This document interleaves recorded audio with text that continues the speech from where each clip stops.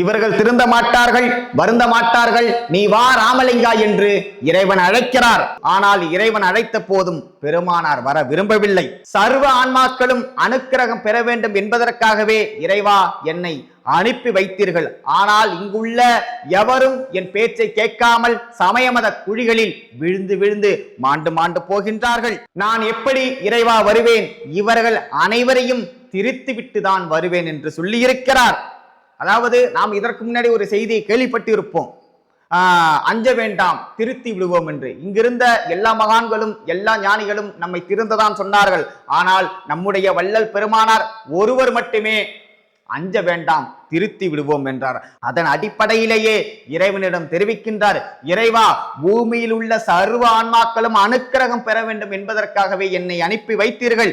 இந்த வேலையை முடிக்காமல் நான் எப்படி வருவேன் என்கின்றார். இங்குள்ள அனைவரையும் நான் திருத்தி விட்டு வருகிறேன் என்கிறார்.